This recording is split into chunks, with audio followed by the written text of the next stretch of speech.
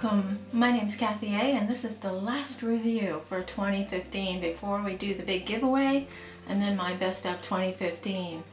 I wanted to talk to you about something I picked up fairly recently, and this is called the Tartiest palette from Tarte.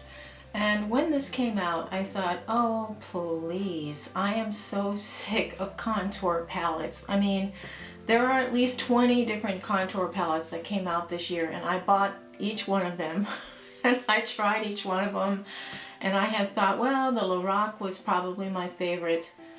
Then this came along, and Tarte, to me, they're a cruelty-free company, and they are known, I believe, truly for their blushes. I think their blushes are absolutely gorgeous. Their bronzers are gorgeous, their highlighters are gorgeous. And their eyeshadows aren't bad. I don't care for their lip products because there's kind of a funky crayon kind of smell to them, but that's another story. Anyway, when this came out, I've been using it now for a few weeks, and I love it. It is just the perfect contour palette. It's got a nice big mirror here, but this is, and I like the little flower power thing. I did not contour or blush today, so I can just demonstrate it because I really like this. So I'm going to go into this dark shade here, just do a little bit of a fish face.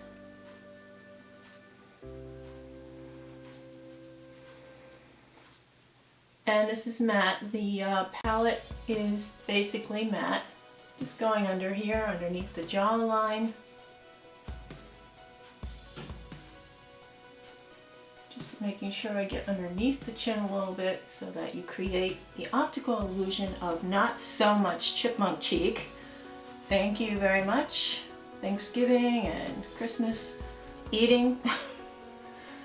One of my resolutions is, of course, this year a weight loss one. I'm sure a lot of you have it as well. I'm going to go into this one here, which is a slightly lighter shade. There's a light scent of vanilla here, and I really like it. I'm just going to go up here, all along the edges here, with this lighter bronze shade. Now, I don't do the sides of my nose because I think sometimes, especially when you're older and your eyes are sinking closer into your skull, that you have darkness here to begin with, and I don't want to accentuate that darkness, so I never go in there with that.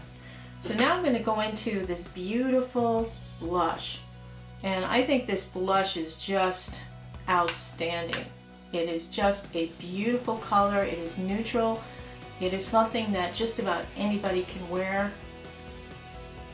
I'm not sure how really dark skin would look with this on it, but I just think it's stunning. It's absolutely stunning. In the daytime, this is my favorite blush right now. It might even win my best of 2015 high-end, kind of compete in there with the Too Faced. What I like about this palette is that you also have setting powders. So I'm just going to use a little, this is a matte setting powder. I'm just going to use this almost like a Ben Nye banana powder, and I'm just going to set my under eye here.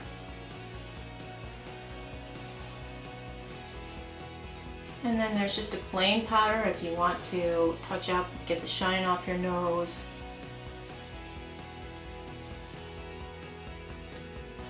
Or take the shine off of anywhere where there's too much. And then in the center point, this is a shimmer here. Now you can use the shimmer straight up on the tops of your cheeks. And you can use it straight down the middle of your nose, a little stripey there. Kind of a fake Hitler mustache here over the top of my mouth.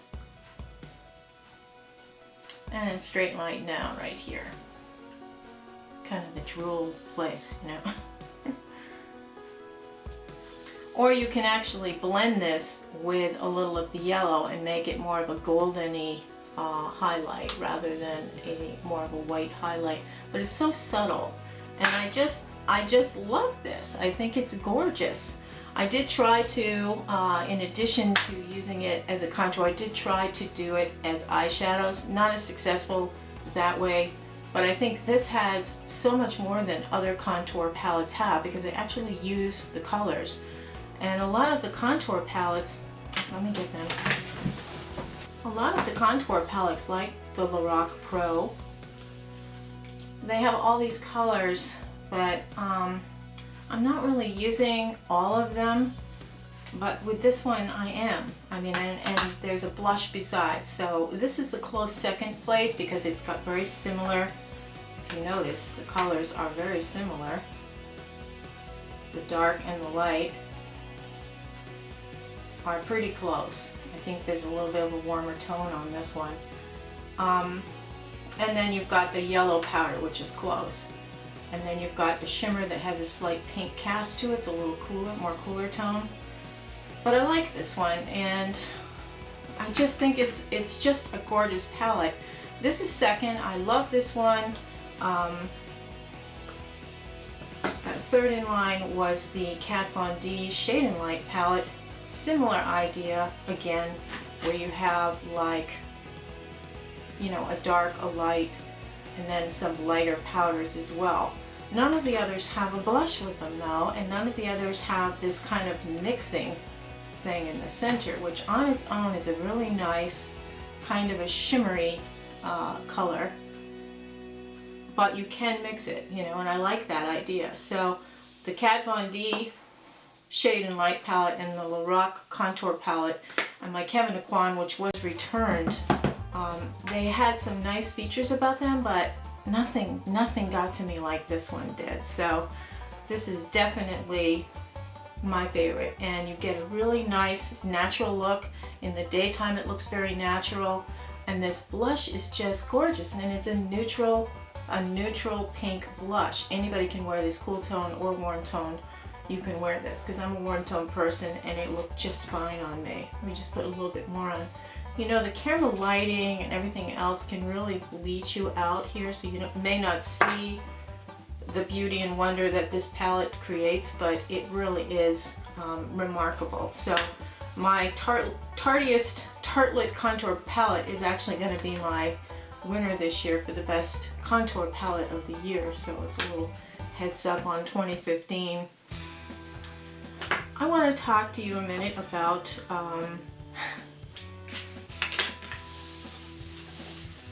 I'm a Beatle fan from way back, and I have always loved Paul McCartney. I was a Paul girl. So when he married Linda and they started to have a family, I kind of loosely paid attention to them, especially when Stella became a fashion model. Stella is the daughter of Linda McCartney and Paul McCartney, my favorite Beatle. And she's a fashion designer, and she released a perfume in her namesake called Stella. And it's supposed to be like walking through an English rose garden. And the first time I smelled this, it was like,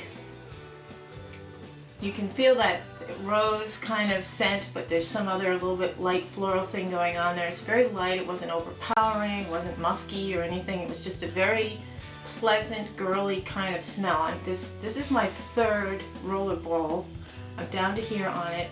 And recently, and you folks out in the comments down below, I read your comments, I do. I don't always comment back. I'm not always able to do that because I have a life too.